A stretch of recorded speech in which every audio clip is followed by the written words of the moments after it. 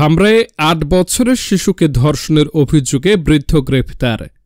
ঢাকার ধামরাই উপজেলায় এক হৃদয় বিদারক ঘটনা ঘটেছে।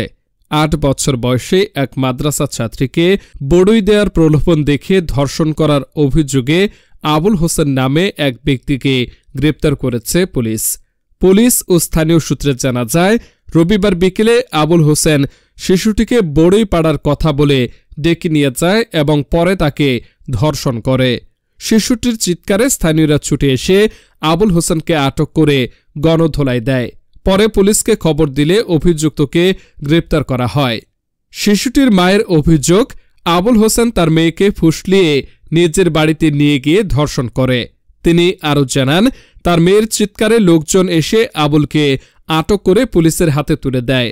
ধামরাই থানার উপপরিদর্শক মোহাম্মদ আতাউল বাবু জানান, খবর পেয়ে তারা ঘটনাস্থলে গিয়ে অভিযুক্ত আবুল হোসেনকে আটক করেন।